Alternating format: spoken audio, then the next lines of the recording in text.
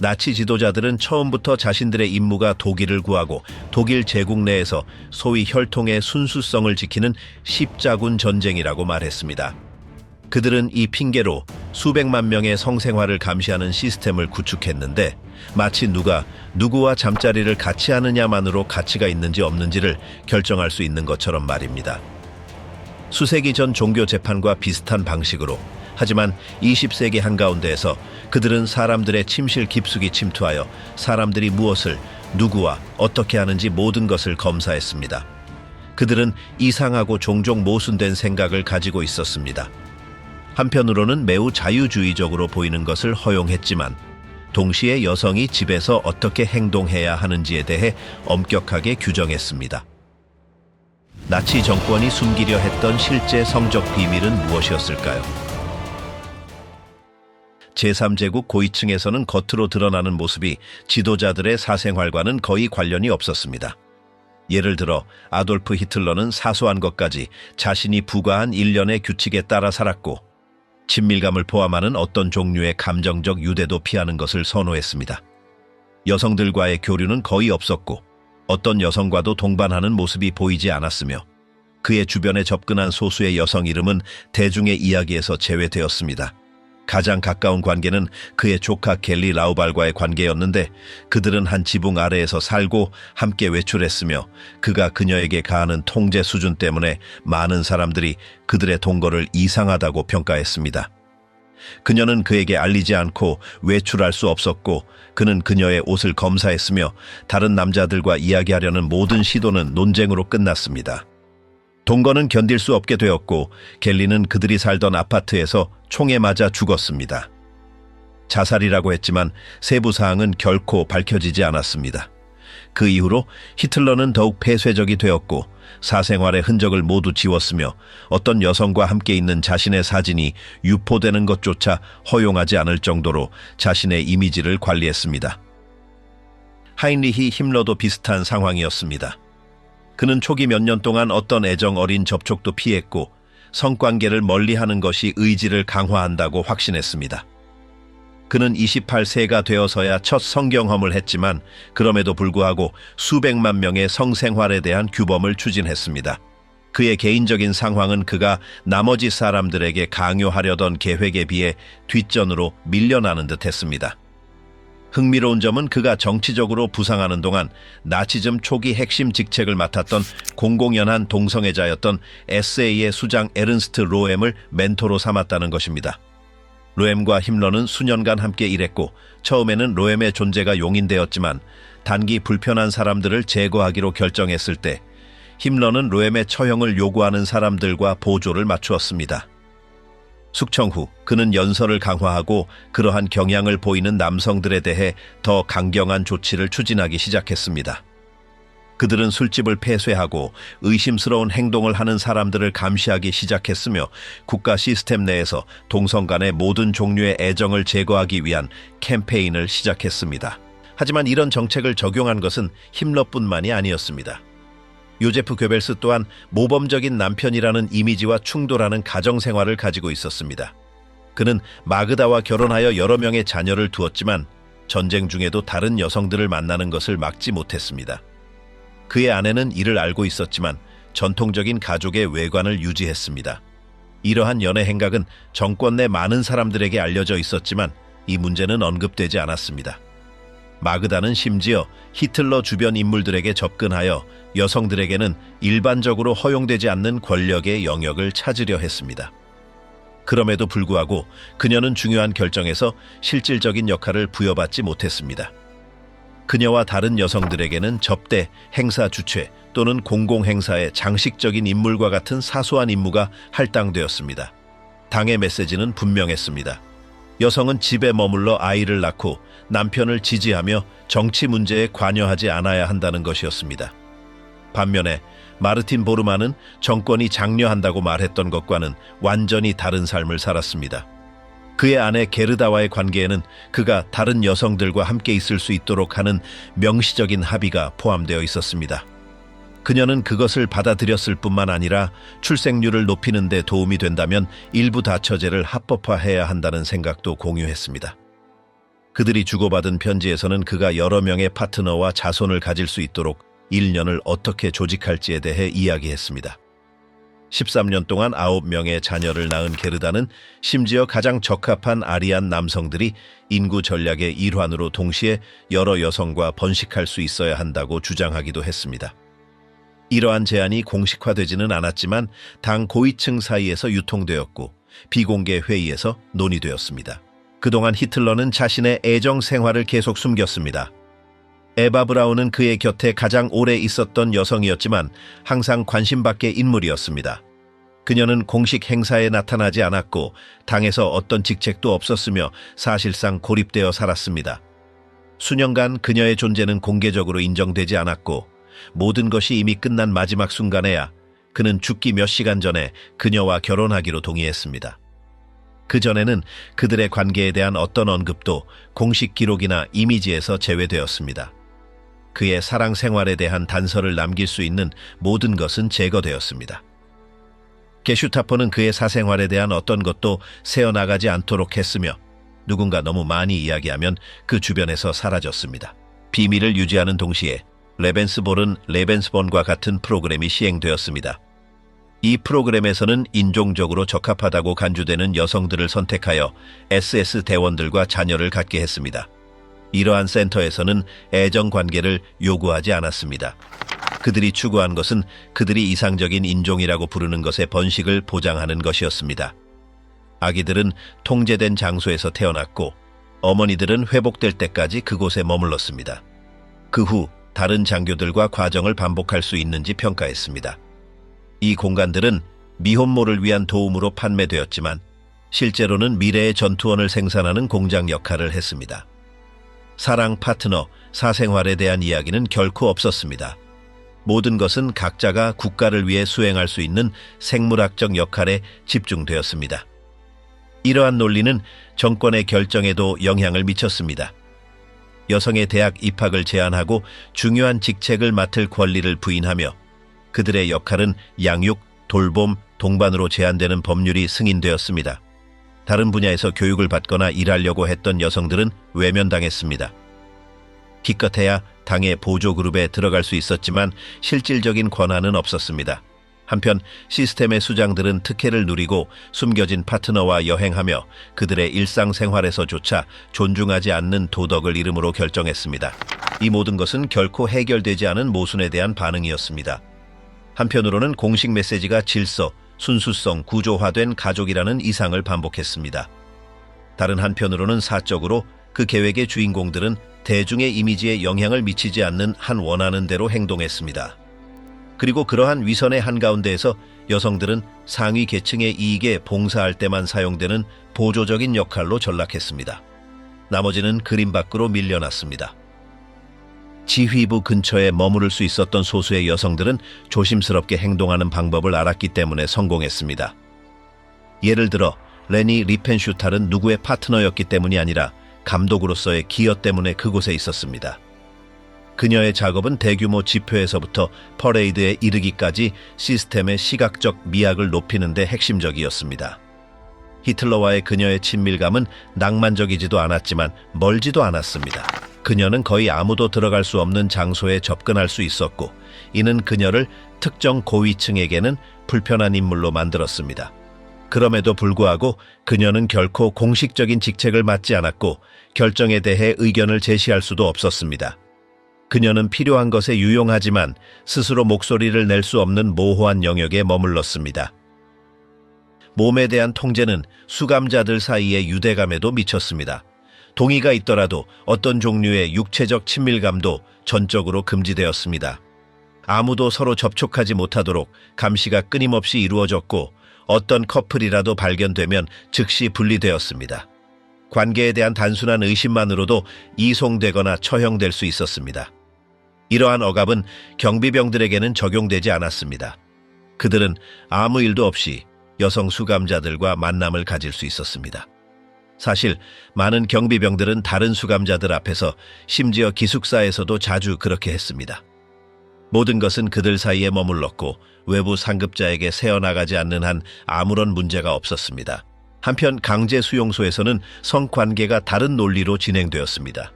진정한 유대감이나 감정을 위한 공간은 없었습니다. 상호작용은 두려움, 강제성, 그리고 완전한 불평등으로 특징 지어졌습니다. 일부 책임자들은 수용소의 일상적인 운영의 일환으로 강제로 육체적 접촉을 하게 되는 여성 수감자들과 만남을 주선했습니다. 이는 명확한 규칙 없이 이루어졌지만 지휘하는 자들의 인지해 이루어졌습니다. 여러 수용소 내에 매춘업소가 설치되었고 정해진 시간, 입장 명단, 그리고 의료 검진이 있었습니다. 여성 수감자들은 선택의 여지 없이 이리저리 옮겨졌고 임의적인 기준으로 선정되었습니다. 이것은 수감자들 사이의 규율을 유지하거나 정권에 협력하는 사람들에게 보상하기 위한 핑계로 구축된 병행 구조였습니다. 그러나 실제로는 상위 사무실에서 승인된 끊임없는 착취의 네트워크였습니다. 이들 중 일부 장소는 규제되었습니다. 그들은 일반적인 여관처럼 꾸며졌고 정돈된 침대, 깨끗한 침대보, 그리고 입장을 통제하는 직원이 있었습니다. 남자들은 표를 가지고 들어가서 몇 분을 보내고 나왔습니다. 말하거나 질문하는 것은 허용되지 않았고 허용되지 않는 모든 행동은 금지되었습니다. 대부분 정치적 또는 인종적 이유로 수감된 여성들은 보상을 받지 못했습니다. 거부하면 제재를 받았고 병에 걸리면 교체되었습니다. 영향을 받은 사람의 수는 다양했으며 이 시스템을 거쳐간 사람들의 정확한 숫자는 없습니다. 당의 관점에서 볼 때 여성들은 여전히 국가의 목표를 위한 기능적인 도구로 간주되었습니다.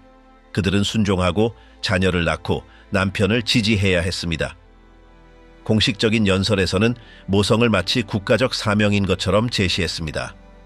더 많은 자녀를 낳은 사람들에게는 매달 재정적 지원 그리고 대중적인 인정과 같은 상이 수여되었습니다.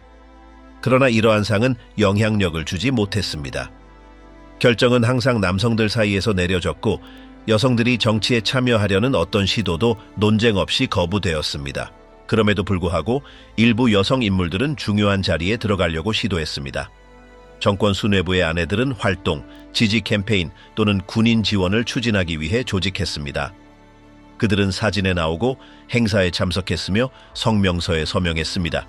그러나 어느 누구도 결정에 대한 실질적인 권한은 없었습니다. 그들의 역할은 이끄는 것이 아니라 동반하는 것이었습니다. 각 집에서 무슨 일이 일어나는지는 언급되지 않았지만 모두는 수뇌부의 집에서 무슨 일이 일어나는지 알고 있었습니다. 많은 사람들이 남편의 정부들을 알고 있었고 일부는 그것을 용인했으며 다른 사람들은 아무 말 없이 그것을 감수했습니다.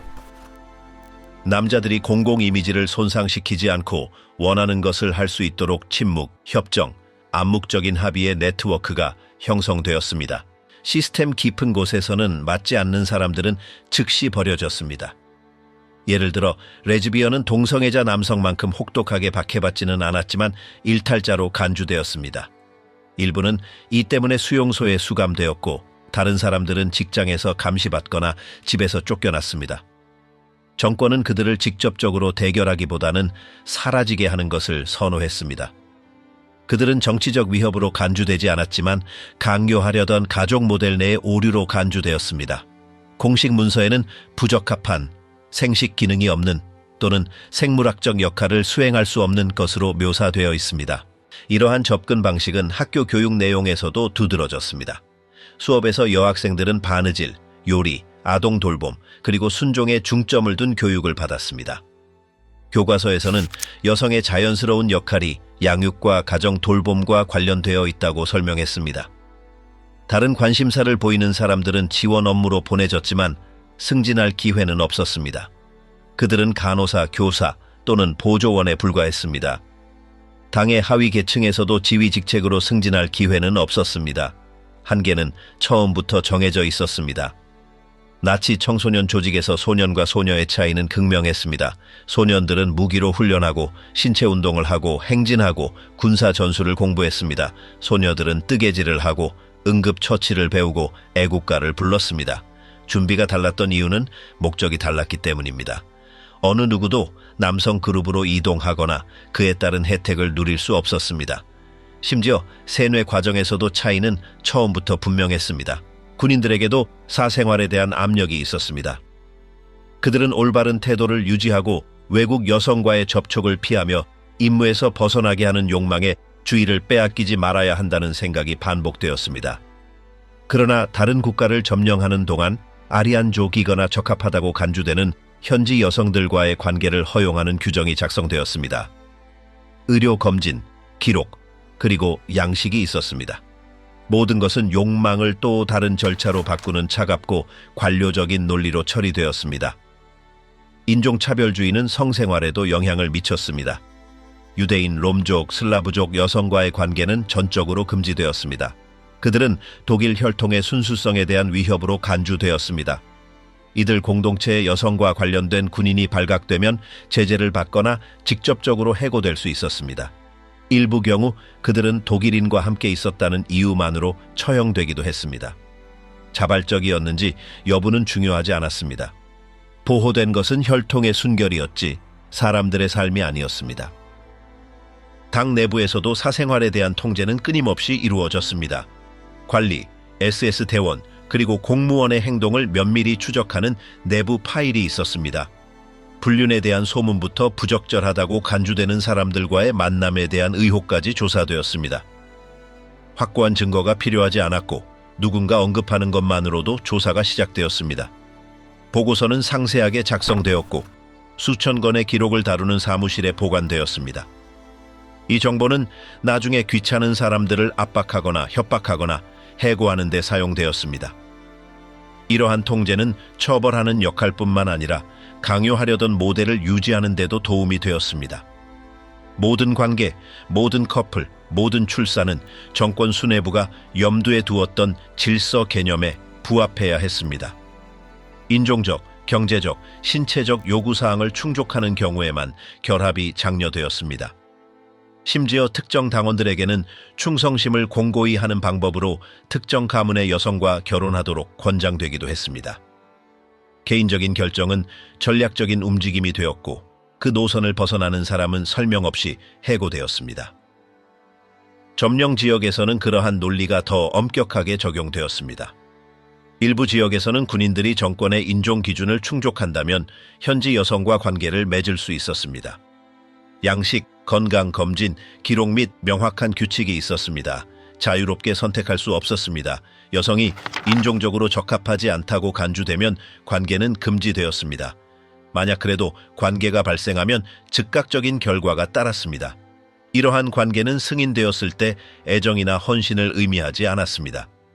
그것은 점령의 일부였고 타인의 신체를 통제하는 또 다른 방법이었습니다. 때로는 나치 이념에 부합하는 자녀가 태어날 수 있다라고 믿으면 오히려 장려되기도 했습니다. 그렇지 않으면 실패로 간주되었습니다. 국가기구는 누가 누구와 함께할 수 있는지 결정했을 뿐만 아니라 양육에도 개입했습니다. 레벤스볼은 레벤스본 프로그램이나 SS의 승인을 받은 결합에서 태어난 자녀들은 첫날부터 감시되었습니다. 그들의 특성, 건강, 행동이 관찰되었습니다. 기대에 미치지 못하면 분리되거나 숨겨지거나 시스템에서 제거되었습니다. 일부 경우에는 어머니로부터 강제로 빼앗겨 당에 충성하는 가족에게 넘겨졌습니다. 이것은 모든 출생이 정당화되어야 하고 어떤 아기도 우연히 태어나지 않는 장기 계획이었습니다. 동시에 공개 담론은 보수적인 사상을 계속 반복했습니다. 신문, 교과서, 당 행사에서는 가족 충실함, 순수성, 헌신에 대한 메시지가 강조되었습니다. 행복한 어머니, 건강한 아이들, 그리고 일하는 아버지들의 이미지가 보여졌습니다. 그러나 이것은 사적으로 일어나는 일과는 아무런 관련이 없었습니다. 정권의 지도자들은 모순 속에서 살았고 이중 생활을 했으며 다른 사람들에게 요구했던 규칙을 자신들은 어기기 위해 권력을 사용했습니다. 아무도 아무 말도 할 수 없었습니다. 불일치는 편의에 따라 감춰졌고 공식적인 이야기와 충돌하는 모든 것은 흔적도 없이 지워졌습니다. 패배가 불가피해 보이기 시작했을 때 정권 지도자들은 비밀을 숨기기 위해 필사적인 조치를 취했습니다. 많은 서류가 불태워졌고 수백 개의 파일이 기록 보관소에서 사라졌으며 이름, 진단, 사진, 그리고 사적인 행동에 대한 데이터가 담긴 문서를 파괴하라는 명령이 내려졌습니다. 출산 계획에 대한 기록, 당원의 금지된 관계에 대한 보고서, 그리고 수용소에 설치된 유흥업소에서 수집된 데이터도 마찬가지였습니다. 정권의 도덕이 순수한 연극에 불과하다는 것을 보여줄 수 있는 모든 것은 기회가 생기자마자 제거되었습니다. 고위층의 집에서도 흔적이 지워졌습니다. 일부 여성들은 해외로 보내졌고 다른 여성들은 새로운 문서를 받았으며 여러 명은 설명도 없이 버려졌습니다. 비공식적인 수뇌부의 동반자들, 수년간 함께 살았던 정부들은 단순히 사라졌습니다. 출산 프로그램이나 레벤스보른 센터에 참여했던 사람들에게는 침묵을 지키라는 명령이 내려졌습니다. 지침은 분명했습니다. 공식적인 담론 밖에서 이루어진 일은 아무도 알지 못해야 한다는 것이었습니다. 질서, 규율, 충성심, 그리고 가족의 이미지만을 유지해야 했습니다. 이러한 프로그램에서 태어난 자녀들은 흩어졌습니다. 일부는 고아원에 수용되었고 다른 일부는 정권에 동조하는 가족에게 넘겨졌으며 여러 명은 아무도 그들의 출신을 모르는 기관에 남겨졌습니다. 수년간 많은 아이들은 왜 그들이 어머니와 헤어져야 했는지 알지 못한 채 살았습니다. 일부는 오래된 서류를 찾거나 자신의 과거를 조사하면서 성인이 되어서야 그 사실을 알게 되었습니다. 그러나 그때쯤에는 그들을 만들어낸 구조는 더 이상 존재하지 않았고 책임자들은 죽거나 숨어 있었습니다. 동맹국들이 나치 정권의 범죄를 심리하기 시작했지만 초점은 학살, 수용소, 전쟁 전략에 맞춰졌습니다. 성적인 통제 시스템은 간과되었습니다. 수용소의 매춘업소는 일부 재판에서 간신히 언급되었고 번식 계획은 기소 내용에 거의 나타나지 않았습니다. 피해를 입은 대부분의 여성들은 증언하지 않았습니다. 일부는 두려움 때문에, 다른 일부는 이미 죽었기 때문에, 그리고 많은 이들은 아무도 자신들의 말을 들어주지 않을 것이라는 것을 알았기 때문입니다. 공식 조사에서 이러한 문제들은 사소한 세부 사항으로 남았습니다. 이 모든 일에 참여했던 남성들도 결과를 직면하지 않았습니다. 많은 이들이 민간인 생활로 돌아와 기업이나 정부에서 일자리를 얻었으며 전쟁 중 자신들이 한 일로 인해 결코 지목되지 않았습니다. 그들을 고발하는 서류는 더 이상 존재하지 않았고 증인들은 죽거나 실종되었으며 이러한 행위로 그들을 기소할 법률도 없었습니다. 대부분의 경우 그들에게는 질문조차 하지 않았습니다. 수년이 지나면서 살아남은 일부 문서들이 빛을 보게 되었습니다. 일부는 점령국의 기록 보관소에서, 다른 일부는 군사 사무실 간의 교차 기록에서 나타났습니다. 이는 발생했던 일의 일부를 재구성할 수 있게 해주었지만 전체 그림은 결코 얻을 수 없었습니다. 데이터, 날짜, 맥락이 부족했습니다. 많은 보고서는 불완전하거나 변경되었습니다. 그럼에도 불구하고 그 시스템의 규모, 수백만 명의 사생활에 가해진 감시 수준, 그리고 정권 지도자들이 그것을 권력을 강화하기 위한 또 다른 도구로 사용했던 방식을 이해할 수 있었습니다. 독일에서는 수십 년 동안 이 문제가 회피되었습니다.